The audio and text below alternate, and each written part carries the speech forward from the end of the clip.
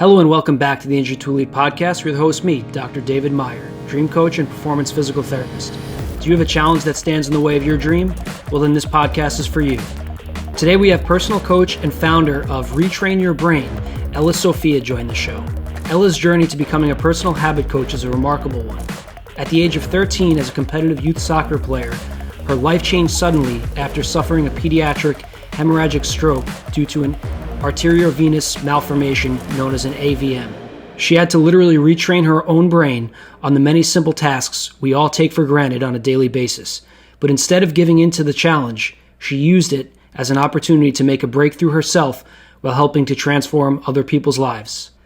Ella, great to have you join the show. Special shout out to Dan Thomas for connecting us. Yes, shout out to you, Dan, and thank you, Dave, for having me on the show. No, absolutely. Everybody out there's got to check out Dan Thomas's content. I mean, if you are a content creator or really in any business in this day and age, you have to check his Instagram out. I am Dan Thomas. A ton of great information.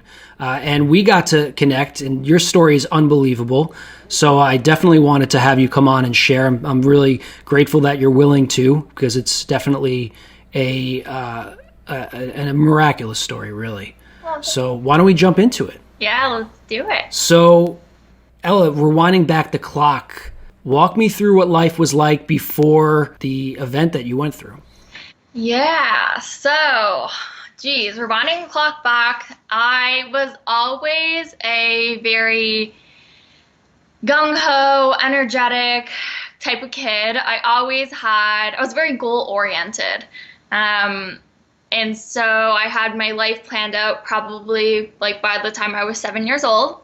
It changed slightly, but I was very committed to reaching goals. And so my goals, going into high school was, I wanted to be a lawyer. I wanted to go to school for some sort of math or science because that's what I really excelled at.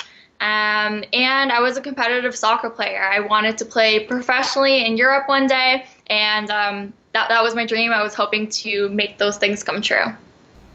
Right. Wow. And so walk us through that really tough day. I know, I'm sure it's tough to talk about. You were 13, right? It was 3 months after my 14th birthday. Okay. 13, 14, yeah. So take us through that day. Yeah, for sure. So I had just made the varsity soccer team at my high school. I was in 9th grade, and we had our very first game. This was a Thursday. We had our very first game the following day on the Friday. And so Thursday morning, we planned to have our first practice together as a full team. And I woke up bright and early at 5 a.m. to walk to school in the middle of winter and join in practice. So it's funny, I make a point of saying that it was the middle of winter and it was 5 a.m. because there was a lot of things that happened that day. And if I had passed out or something had happened, at 5 a.m. and I'd fall on the sidewalk, hit my head on ice, it could have been a completely different story. And so I get to school, I do my practice, super pumped for the next day, get my jersey and everything, and around my third period French class, I started to notice my head hurting. And it was especially odd to me because I had never complained of a headache in my past. And so the fact that it was, one, hurting sucked, and two, that it was just happening was weird. And so I started to get this headache. I remember telling my friend, and she said, maybe you just need to eat something. Next period is lunch. We'll sit in the cafe and we'll eat something. So that's what we did. And I ate my lunch, and this headache just kept getting worse and worse and worse. And it really felt like my head was going to explode. And so to the point where it actually brought me to tears. And none of my friends knew what was wrong. They were asking me, did you fall? Did you hit your head? And maybe you should just go to the main office and, call home or go home. And I said, are you kidding me? It's just a headache. I'm going to push through this, and I'm going to my last class, which was drama. So didn't take a lot of energy out of me, I don't think. And so even though I had this really painful headache. I headed to my locker. Everyone had already headed to class at this point. I think I was sort of slowly making my way to my locker and then slowly made my way to my class. And I remember walking up to the drama stage, seeing all my friends already there, sitting on all the chairs in sort of a semicircle around the teacher. And I spotted one empty spot beside one of my friends. I'm like, oh, perfect, I'll go sit there. And I walk over, and as soon as I get close to my friends, I think the pain in my head was so bad, and the pressure was building up so much that my body just couldn't take it, and I passed out right on my friend's lap.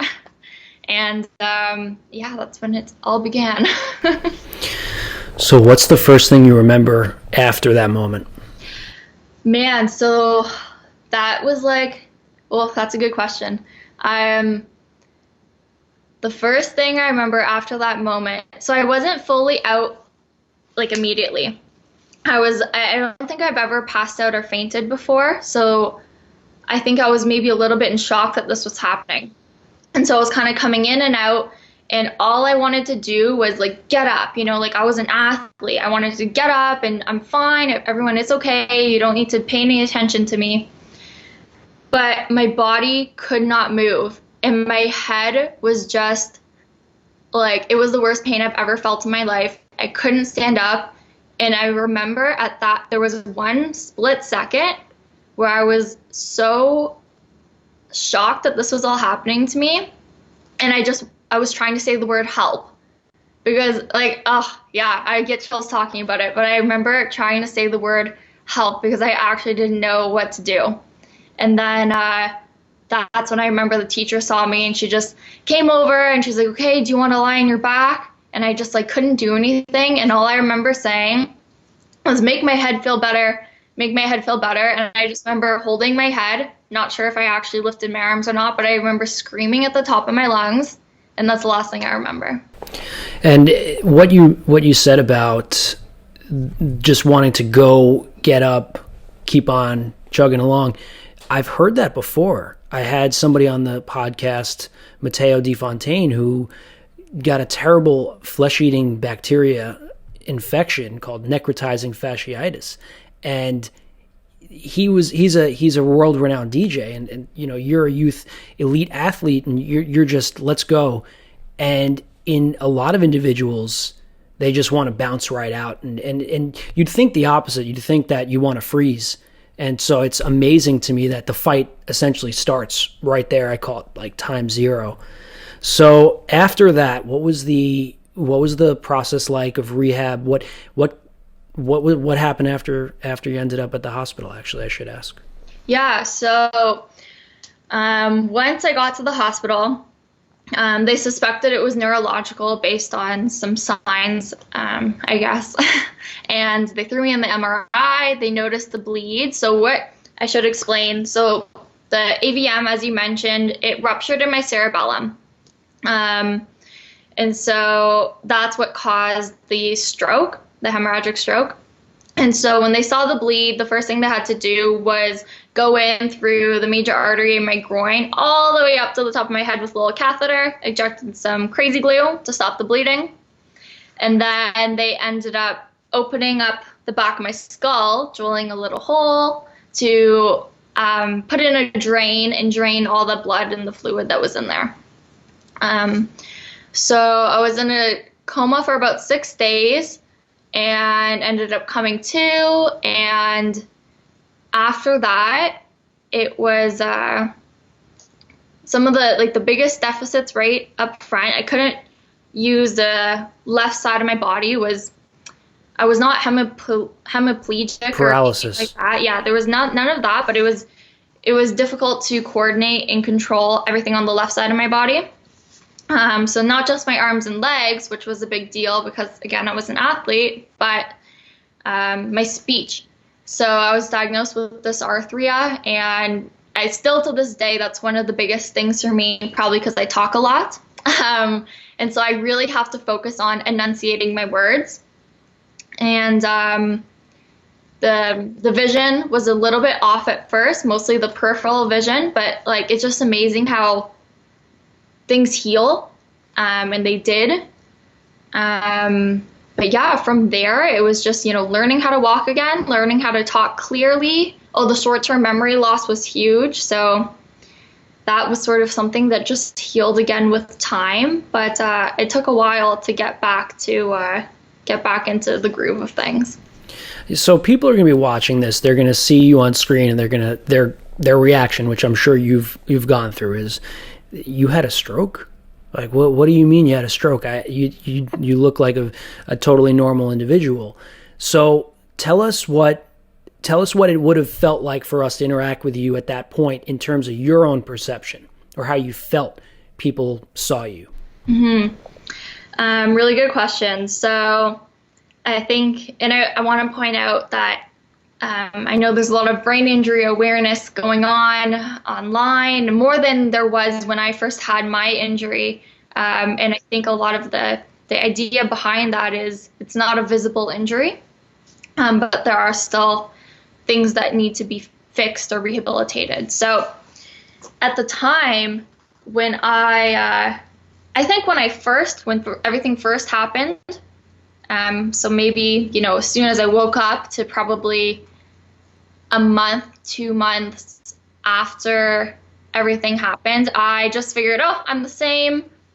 Like, my friends talk to me like I'm the same person, whatever. And then really slowly I realized that, especially because I had a walker, I thought people were didn't know how to interact with me because, they'd look at me, this person's in a walker. Is she mentally challenged? Does she have some sort of disability? And that made me nervous. And then I think I tried to sort of overcompensate to seem normal. I don't even know how I did that at the time, but it was on my mind. So to share a quick story. I remember one time when I ended up getting back to high school, still in my walker, and I only took 3 classes that term instead of 4. And so my extra time and my spare period, I would go to, I don't know what the room would be called, but not for guidance counselors, but a lot of the other kids that needed help or had some sort of challenges. We call it resource room in the States, or yes, a resource room. I was there. Okay. I was diagnosed as speech impaired when I was about 7 years old because I sat on the desk when I was in second grade. My mother tells me the story, and they thought I was a little off. I probably am a little off, but I'm just a very physical person. My mind wanders, and I ended up in the whole entire system, and so I have personal experience with it, and so it's a weird thing as a kid going through, and you're in that in between stages. So you're at 14. You're like, appearance is everything at 14, and here you are monitoring your own appearance just normally as a 14-year-old, and now you're trying to figure out, how are people seeing me? How do you see yourself? You're trying to see yourself normally, it seems like healthy. That's a healthy thing. So tell me how it was with your close friends, your acquaintances, your even your own family, your cousins.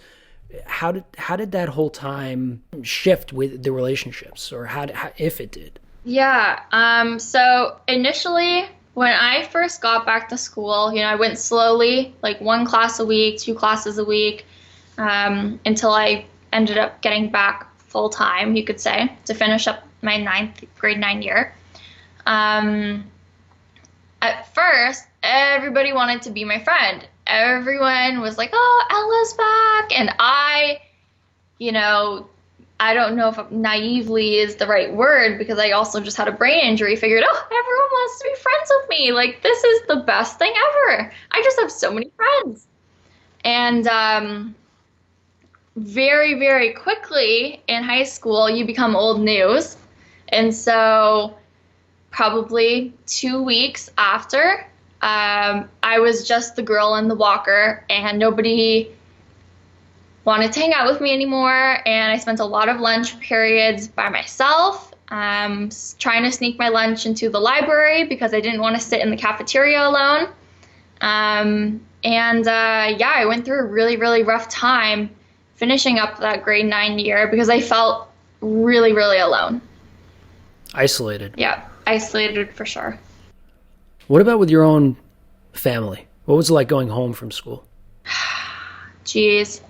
In hindsight, it's 2020.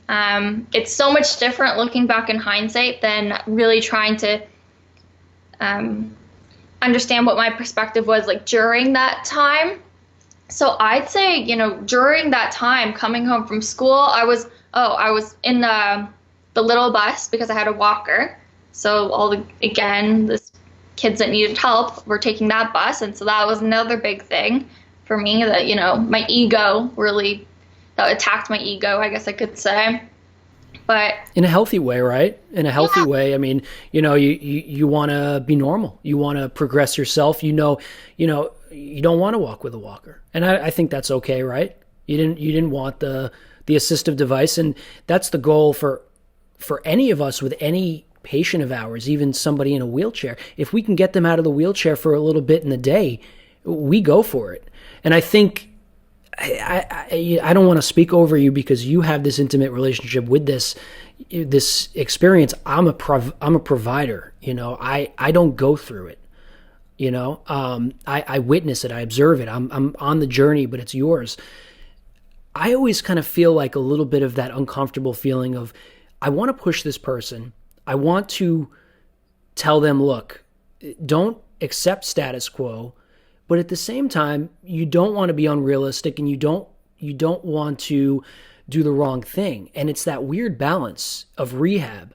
So, and it has to come internally, right? If you are comfortable on the walker or you're comfortable in the wheelchair and life is good that way, then am I somebody that should tell you to change that, right? It's a lifestyle.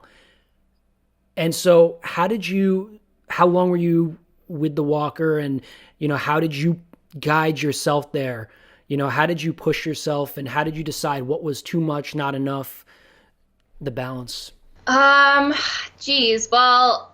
because at the time I, didn't even see myself as having a brain injury. I was like, yeah, whatever. I'm just gonna, do my thing. I'm an athlete, whatever. I think I looked at what happened to me like a fractured arm. Like it was nothing. And so at the time, and I think a lot of people probably go through the exact same thing where you want to push yourself maybe a little bit harder than your body can handle and your brain can handle. And keeping in mind, my stroke happened in my cerebellum. And so that's affected a lot of my balance and a lot of my coordination. And so even though I might have had the strength, like in my legs, to lift myself, to like do steps, I didn't have the coordination. I had a lot of people reminding me to use the walker and go slower or sit down if you need to. Or I think without the people around me and that support system, I probably would have pushed myself to the point where I would have gotten hurt. So I would to my family members to keep me in check. So tell me, did you go to physical therapy during this time or occupational therapy or any type of physio, I should say, Canadian physiotherapy? Yeah, so I did do physical therapy. I did not want, oh my gosh, I probably lashed out at my physical therapist a little bit, and I am so embarrassed talking about it now because I just can't believe I did something like that. But so I went occasionally. I don't know if it must have been a once a week thing at least. And then they give me the exercises to do at home, which my mother would nag me to do. She got me a Bosu ball and everything to try and get me to do these things. And I remember being at physio one time and I was supposed to walk on the treadmill. And I went and I turned up the speed on the treadmill to a running pace, and they're like, no. And and I was so mad. It was really, really hard for me to, think I'm an athlete. I can do all this stuff, and then be told that I can't. I have to start from square one. It's a huge, I don't know if there's anything that's more important to talk about in the rehab process between the clinician and the I hate using the word patient, but the individual, because Can I ask the job, I hate using the word patient? I don't like the word patient because it insinuates that there's something wrong with you, and I don't think there is. I think that I like the word client because, when somebody comes in, do they have deficits? Yeah, just like I have deficits and everybody has deficits. Is the level of severity different? Yes. Is their life impacted differently? Yes. But I feel like the second we start labeling things as disease and patient and illness and impairment and all these things, we put it in this bucket of fixing things. And I don't like putting it in that bucket. I rather put it in the bucket of, let's just optimize. Let's just do more good things instead of let's talk about this diagnosis. The diagnosis. It's overwhelming. And so I think the biggest element for me as a clinician is you have an individual that's coming in there and they have these goals and they have these challenges. And me as a clinician, I have these goals that I come to an agreement with the individual. It's their goal. It's not mine. It unfortunately becomes my goal because I have to go through the system, but it's not. And that's one of the issues I have with healthcare. Healthcare, it takes your thing, whatever it is in your life, and it puts you into their system instead of healthcare going into you.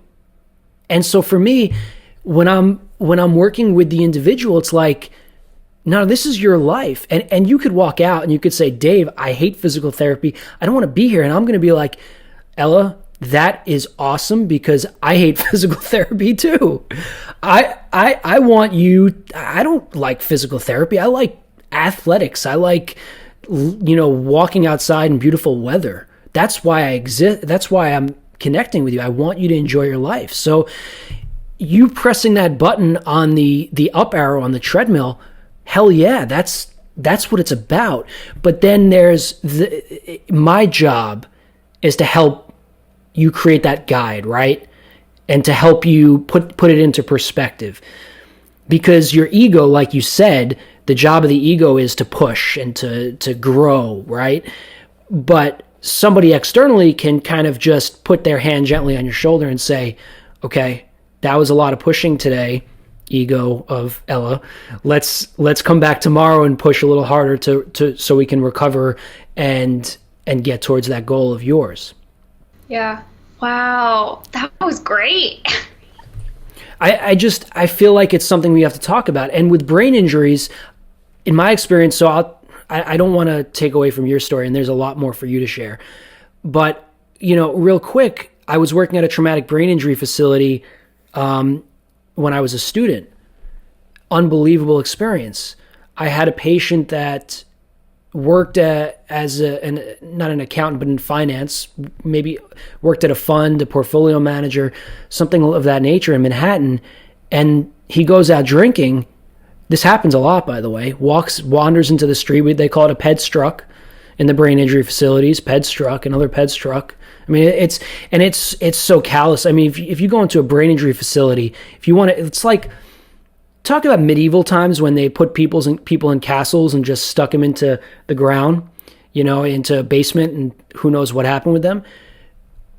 I'm not bashing these facilities because they have some amazing clinicians, but we don't know how to integrate people back into we don't have the system that does well at that, because they end up in these facilities and you walk around, it's like, what is going on? They're lined up in a gym. I mean, I'm kind of not blowing the whistle right now, but I'm talking about a subject that's sore. You go into a room and you have a lady that had a stroke, an older individual. You have a 15-year-old that fell off of a balcony. You have an individual that was struck by a car, my patient that I was telling you about. His life changed forever after that moment. I'm working with this patient, and he can't say his name, and he can't do any math or anything. This guy was very intelligent, and he still is intelligent.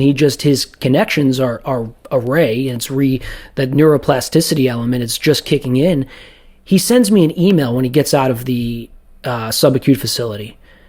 And he sends this well-written email, and I'm like, that's the same person? And like you were mentioning, there is a stigma that you have to look a certain way if you had a brain injury. My best friend also was, he's a big motorcyclist. Love you to death, Sean, but I hate motorcycles. And he got hit, and he was in a coma for 2 weeks. If I talk to him to this day, and now, I'll never forget, we thought that we were going to have to take care of him, like feed him. And he's cool. He's good to go now. But does he talk about the mental side still? Yeah. The depression? Yeah. The difficulty connecting with others? Yes. Can you see it? No. If you just met him, you'd think he's just a dude. And he is, but it's not just physical. It's not just what we see. And I'm glad, you're like a perfect example of that. I mean, there's a chance nobody even knew that that you had a brain injury. They thought maybe you hurt your leg, like you said, but they had no idea what you were going through. And I think that's where what you're saying is so powerful, knowing what it's like. So getting back to your story, what was the rest of high school like? What was the rest of high school like? So I think, and my goal at the time, again, was let's get back to normal right away. Because I didn't want to start my grade 10 year with the same sort of deficits, or the things that were holding me back, like the walker and, all that, the appointments and whatnot. I wanted to start grade 10 normal. I wanted to just play soccer and be a teenager. And so, that last term there of grade 9, it was a bit of a struggle, the ups and downs, feeling lonely and all that. But I think when I did get back into grade 10, I really had a fairly normal high school experience. I still did have I think it was called an IEP, Individual Education Plan. The Canadians and Americans, we got the same one. Yes, yeah. I had an IEP myself. Yeah. I told, really quickly, in 11th grade, I told him to rip it up. Oh. So you and I, we have that similarity. I said, why do I don't want extra time on tests. I wasn't a great student. I went up to them and I said, I don't want this anymore. Please get rid of it. And I think that was like 10th or 11th grade. Oh, wow. I should have kept it. So I know the IEP thing really well. Yeah, but you say you should have kept it, eh? Canadian. I love it. First Canadian on the podcast, I think. Yeah. So, I think I should have kept it. I mean, why wouldn't you want extra time on tests? Like, that was my ego. That was just my ego. That was the same thing of some of the examples you were bringing up. Like, I could do this, but that's my character. That's who I am. Yep. I'm somebody that I want to be told, I want the challenge and I want to show that I can overcome it. Look what I could do. Yeah. I mean, that is me. It's underdog mentality. I embody that. But yeah. Yeah, I totally get that. For me, with the IEP, it was, I think by the time I got to maybe grade 11, because I was still taking my maths and my sciences, I noticed, that's when I really started to notice that like certain things clicked in my head slower.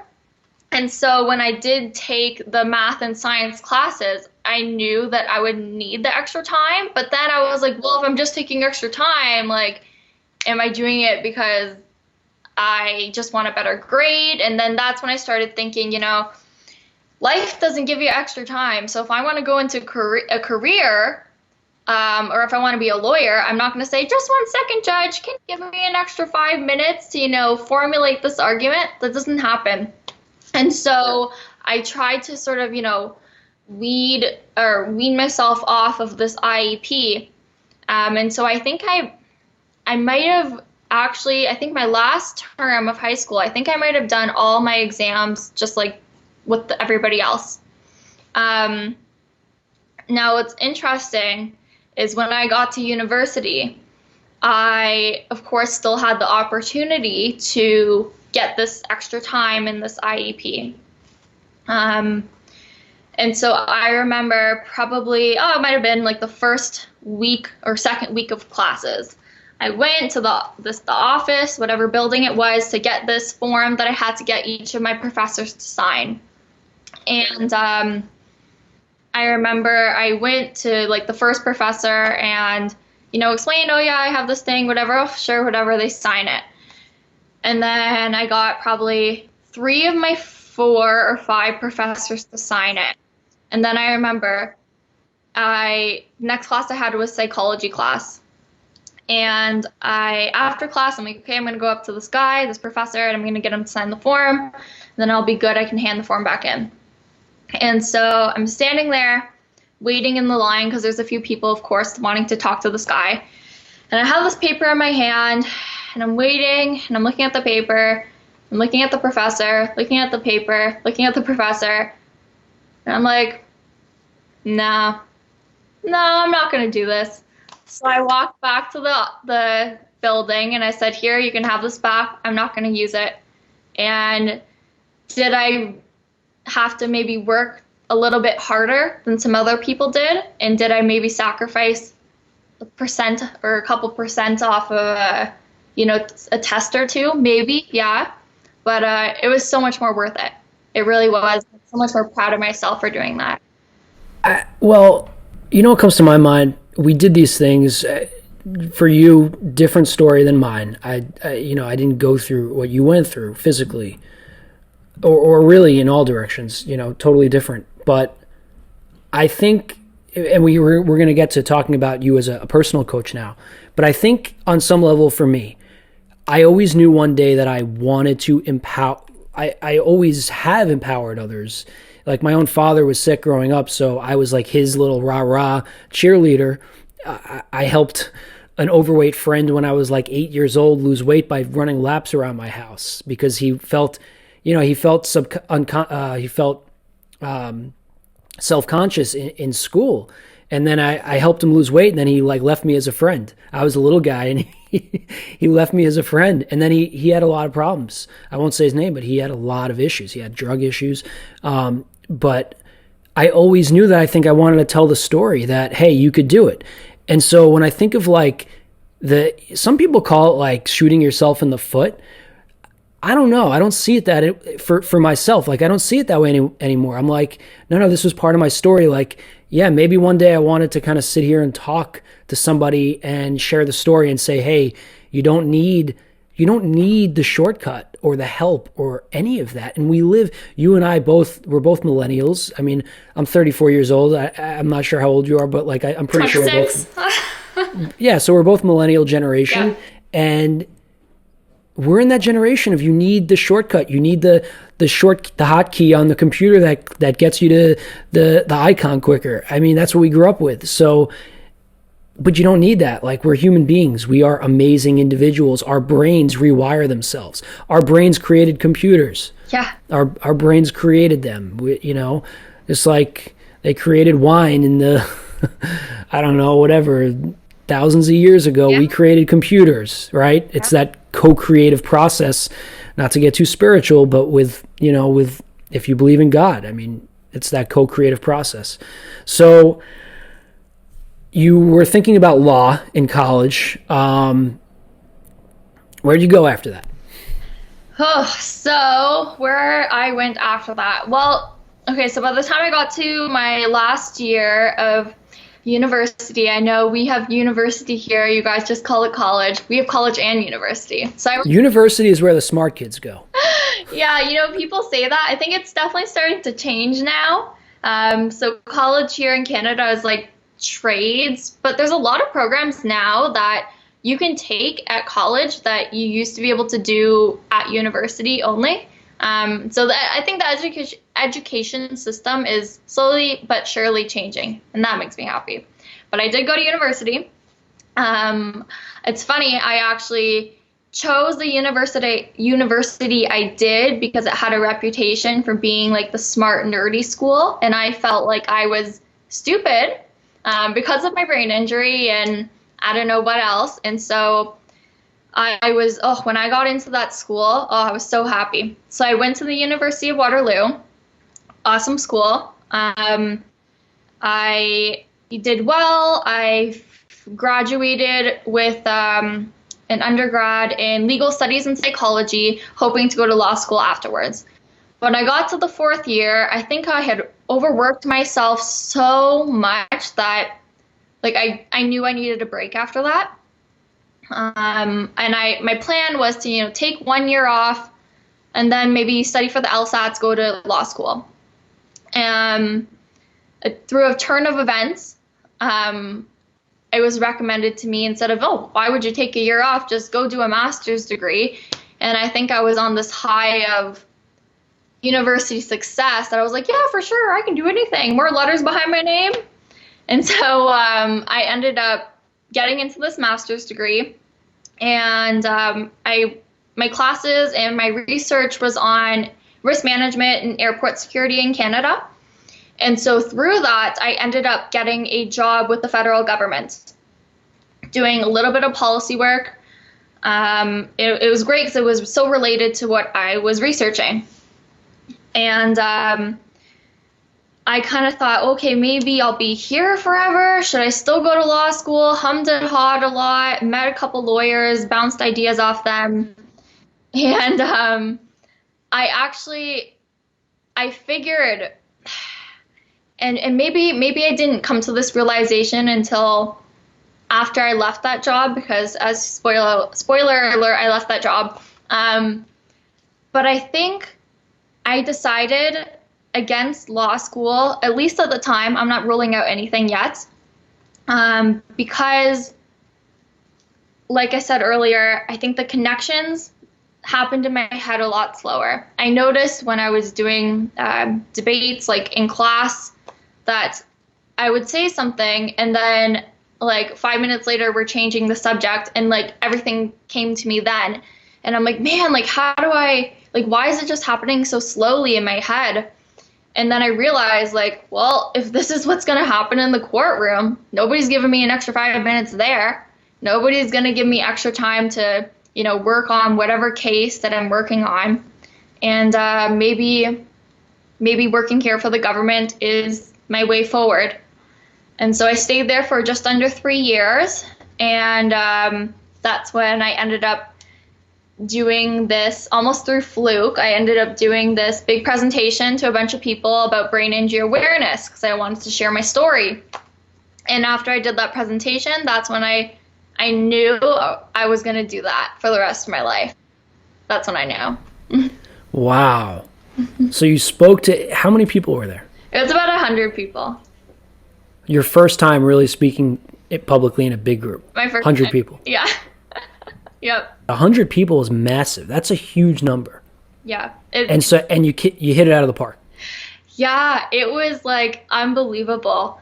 And what was really almost like an added bonus or more moving for me was that like this wasn't just 100 other students or 100 other, I don't know, people off the street that I collected in. It was 100 very successful, much older than me, federal government employees, and like, who worked in the national security. And these people were very successful, very intelligent in their own right. And so it was a little intimidating to get up there and share all my ideas, not sure how they would react to it. But man, when you have people, men who are, veterans, like military veterans, in tears at the end of your 45-minute talk, then I knew I was doing something right.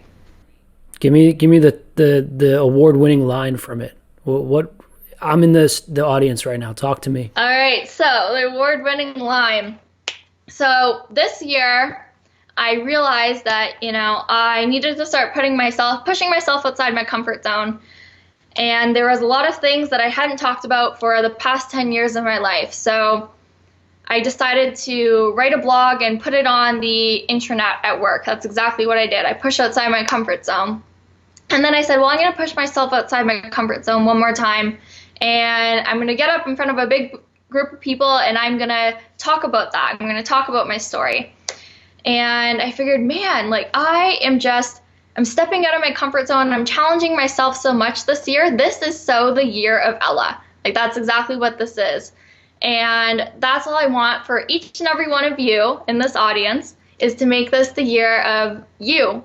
And so on the count of 3, I'm going to go 1, 2, 3, and we're all going to say, this is the year of, and you say your name.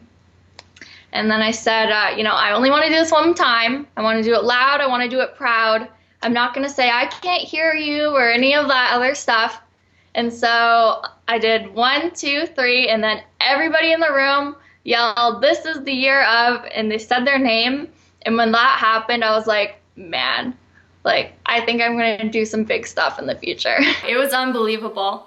I was not expecting it. I actually remember at the end, you do it usually, because I was doing other presentations at work at that time, work-related ones though, small ones. And you finish your presentation, you close your PowerPoint slide, you go back to your office. And so I just, walked back over, closed the PowerPoint slide, and my friend came up to me and she's like, hey, like, these people want to talk to you. There was like a lineup of people waiting to talk to me, and I was like, to me? Like, why? This is unreal. And so, yeah, it was just unbelievable. Like, people were emailing me, telling me things about their life that, like, they never talked about before and always had problems with, and thanking me. And it's like, man, I just talked, So, disclaimer, we spoke in a good amount of time before the podcast. When we were connecting, I feel it's important to learn the story first off, the podcast. And you said something to me that really stuck out. You said when you started playing soccer again, they just kept on stealing the ball from you. You felt like you lost your footing. You felt slower. And it seems like this is like in the movie where the music starts playing and, that dark, theatrical music where, you did the presentation, then it's like, they're not stealing the ball from you anymore. It's like you stole the ball back. Oh, wow. I just got chills when you said that. Yeah, that's exactly it. That's exactly 10 years. 10 years, yeah, it took me 10 years.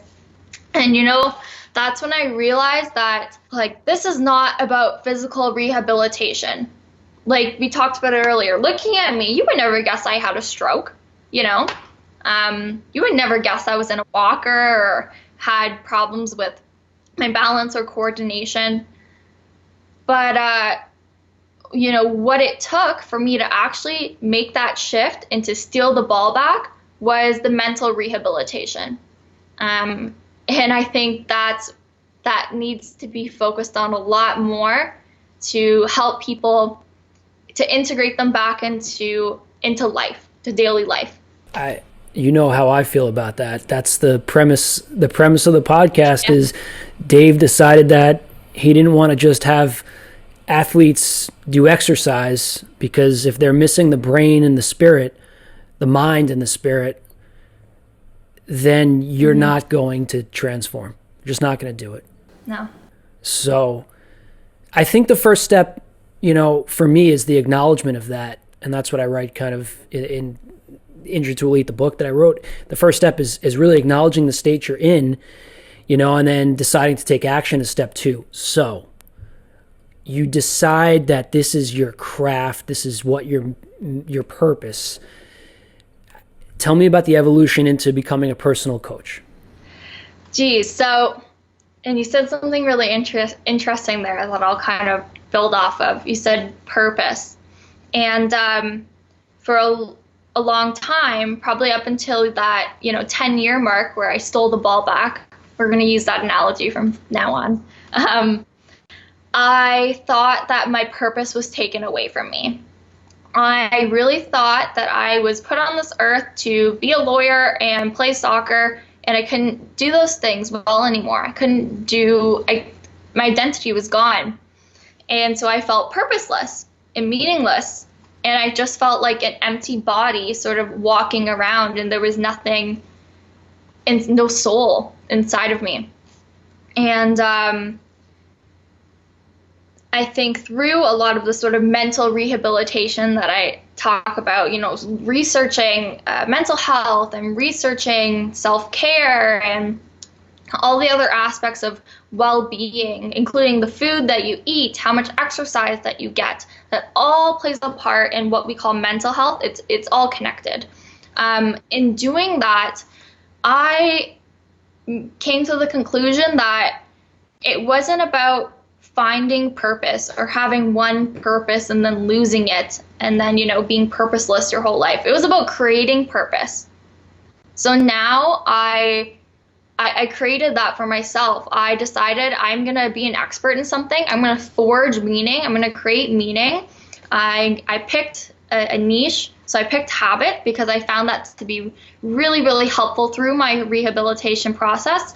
And I want to teach other people that they, not just can you integrate habit into your rehabilitation or your personal growth to simplify it, make it more mindless and automatic, but like at the end of the day, you have to also remember, like, you are the creator behind whatever you want the outcome of your life to be. Like, you are the creator of your own purpose. Nobody gives that to you. You might have talents or certain DNA, and of course that plays a big part, but like if you're not working on something and you don't decide that you want to be good at something, like it's not going to come to fruition and you're going to lose an opportunity. You have to decide what you want to do, go for it, and then decide that that's going to be meaningful and purposeful to you.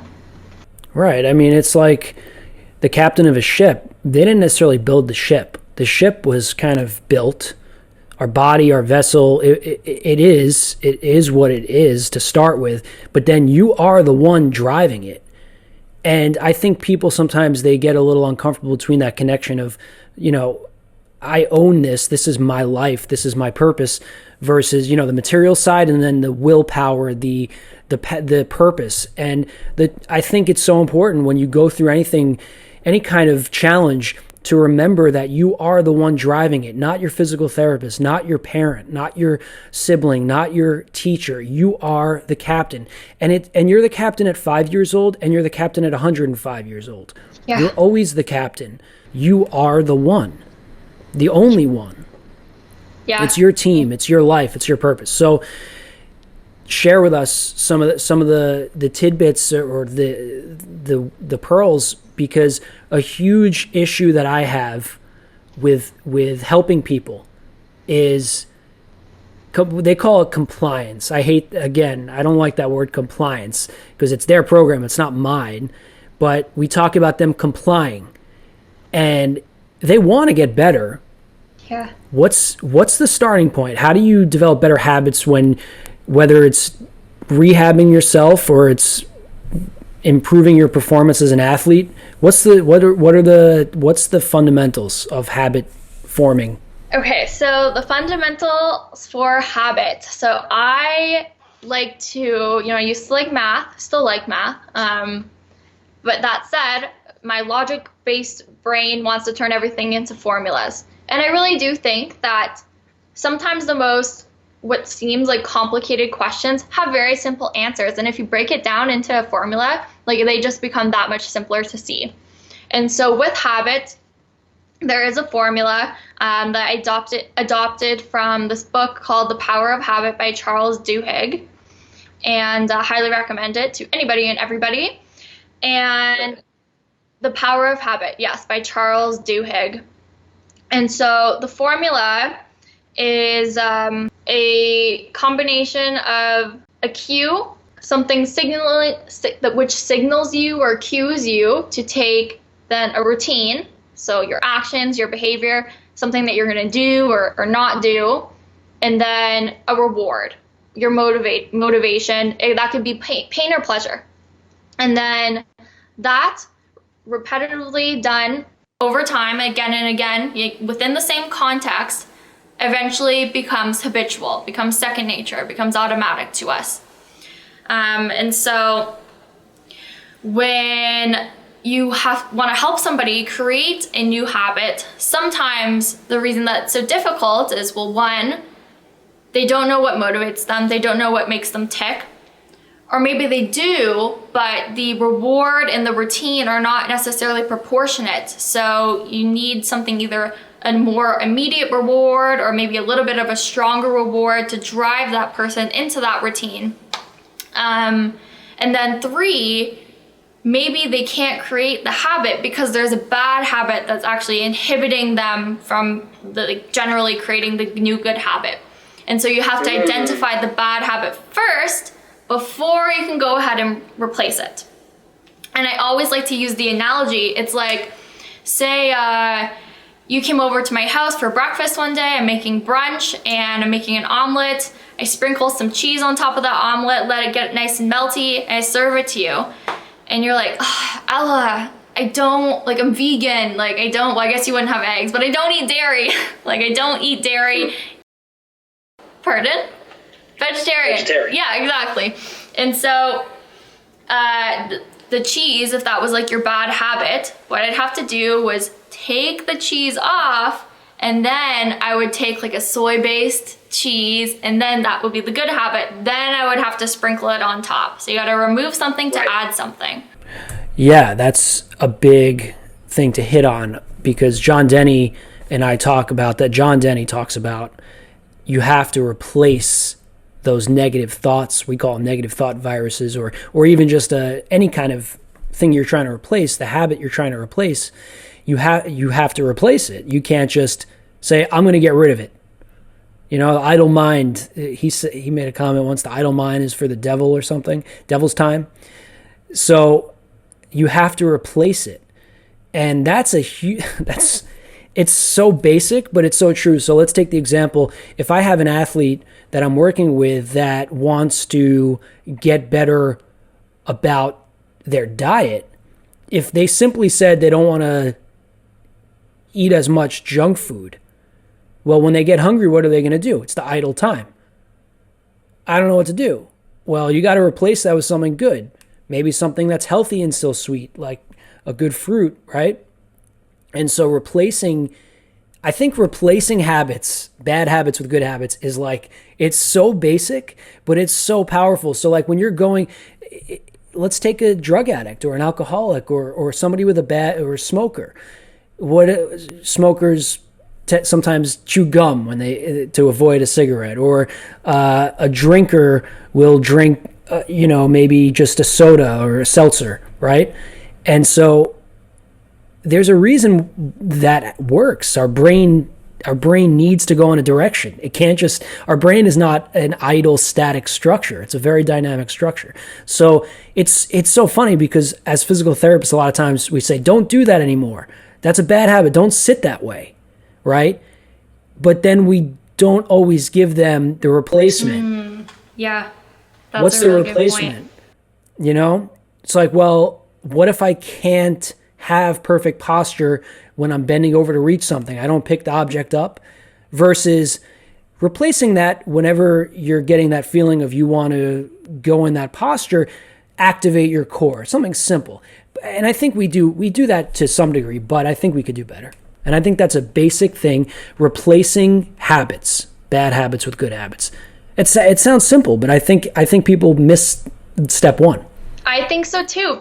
That's exactly it. People try and jump over step 1, sometimes step 2, to get to step 3. And that's often because we think step 3 is something we should be doing, but it's not necessarily something we want to be doing. And I like to use the quote, don't be goal-oriented, be growth-oriented. So like, what is, like, the path to whatever fulfills you is completely unique to you. And I'll never recommend to anybody, oh, you got to wake up at 6 a.m. if you want to be successful. You got to eat a ketogenic diet, or you got to do intermittent fasting. There are different areas and aspects of your life. I believe there's 6.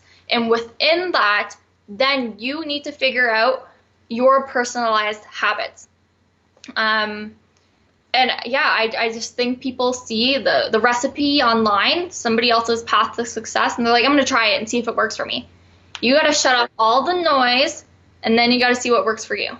I couldn't agree with you more, Ella. That's huge. So replacing growth-oriented replacing the bad habit, being growth oriented, figure out what works for you. Yeah. So for me, I'll tell you one thing that works for me huge. If I want to get back into my fitness, if I lose track, holiday season, got to get out of it, momentum. I set this funny rule for myself. Keep the bar low. So I'll go in the gym for like 5 minutes, like literally 5 minutes every day. No excuse. I have to do it. It's too easy not to do. And with my ego saying, Dave, really? You're just going to do some bicep curls and go on the bike for 2 minutes? I love being in there. So in a week, I'm like doing more. And I'm playing this little funny game with myself where it's like, no, you don't have to do so much. What do you mean you don't have to do so much? Do more. And it's like almost self-reverse psychology. It's totally not, this is why I'm not a habit coach and you are, but that's what works. That's what works for me. It doesn't work with all my patients or clients, whatever you want to call them. It doesn't work with everybody, but for me, that works. Just set the bar so low where you know you're going to do it, and then before you know it, it snowballs. I started that last year. In 3-4 months down the road, my diet was the best it ever was. I was in the gym every day, but I didn't plan in some rest, which got in the way a little bit, so I fell off eventually. But I just think that is the best. It's amazing. Momentum is so much more powerful than we think, because all it takes to start it is like one tiny little domino in like the line of 100 dominoes. You just need to take one step. And again, it still has to be personalized to you. But I like the idea of lowering the bar. I don't know if it's Dr. Mark Hyman or somebody else, but there's basically the idea that you were talking about, where you set a goal so small for yourself that it's ridiculous, like, not to do it. And so if, say, going to the gym is even too high of a bar for you, literally just set a goal of putting on one of your shoes. That's it. Sit there, put on your shoe, and now you're like, well, I gotta feel silly with one shoe on, like, I'll put my second one on, then like set a goal to sit in your car. You're like, well, I'm here, might as well turn it on, drive somewhere, So like getting as granular as possible with your goals. And then the one other thing I wanted to say, where, we were talking about replacing habits and how that's so important. And you said something really, really key, which is like your brain is not static. It's dynamic. It's always moving. It wants to be active and engaging in something. And so by saying, well, just don't do something, like if you've created a bad habit, that is literally a neural pathway in your basal ganglia, which holds your behavioral memories. And so the more you do that habit, like the deeper the treads are getting. And so just to say, well, don't do that. Well, your brain, if you're on a toboggan, I got this analogy from, I think the book is called How, where, if you're on a toboggan and you're going down the same track every time, that bad habit, those treads are going to get deeper and deeper and deeper.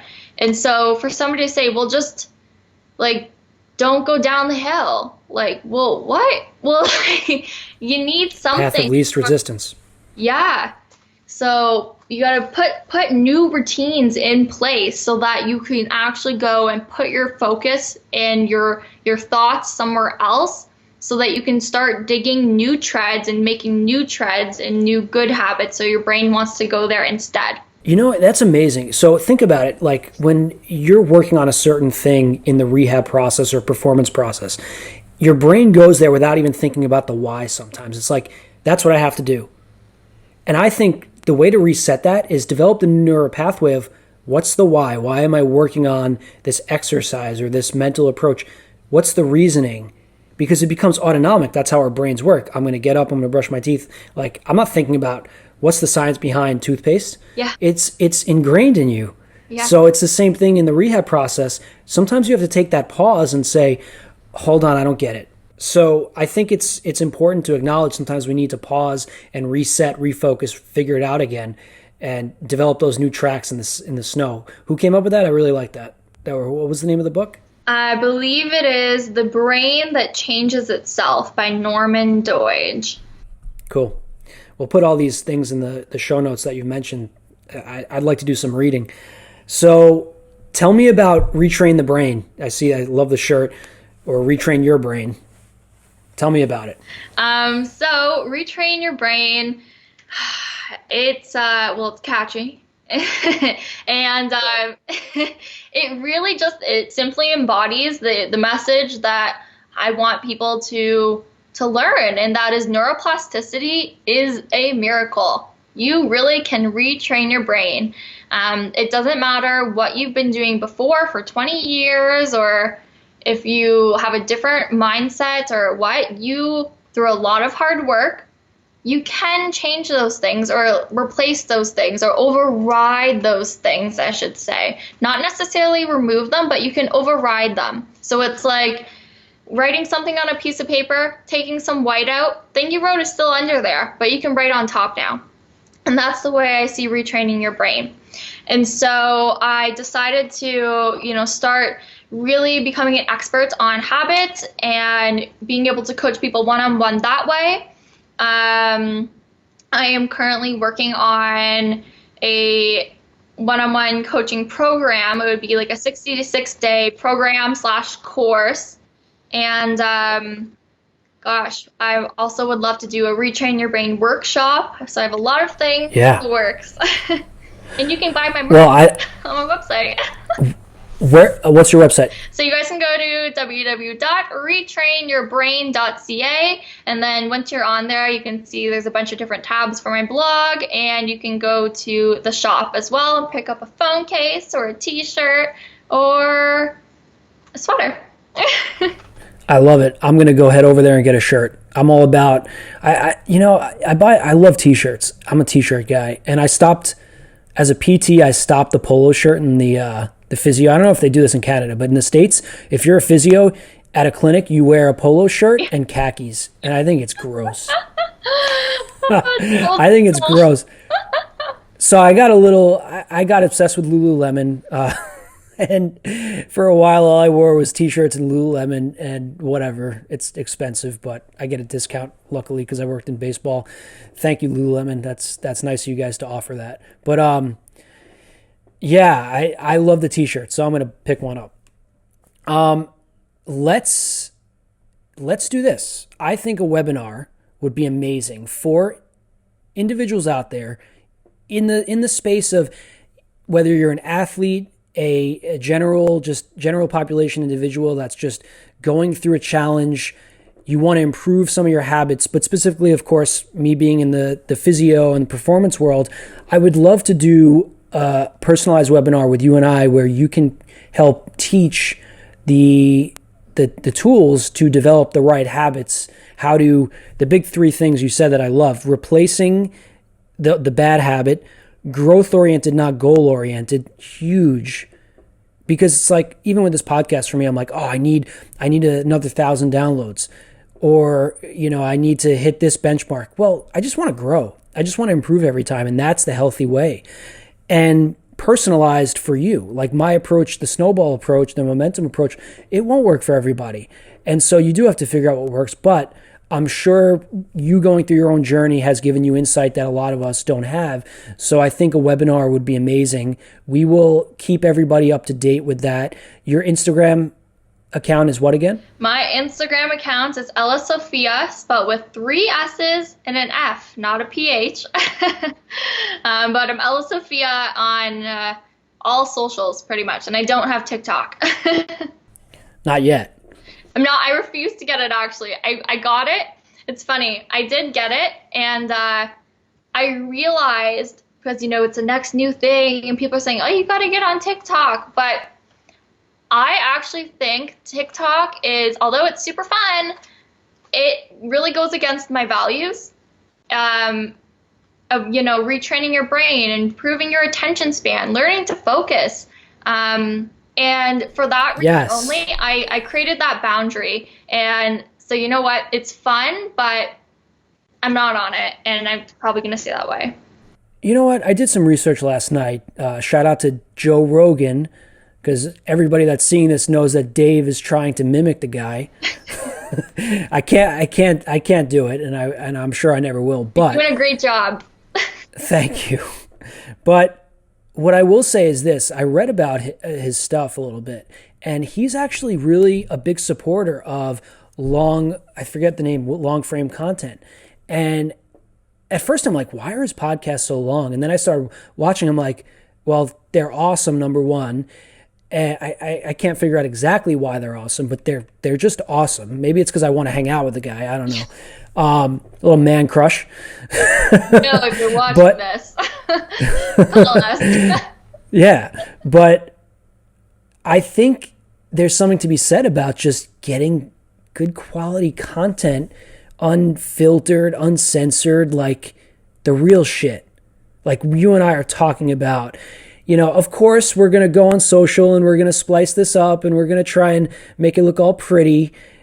But it's the content I want people to hear. Like, yeah, I got a microphone here that I paid too much money for. And I got this, I got a light set up over here and all this stupid stuff. But forget all that and listen to what I'm saying and listen to what Ella is saying.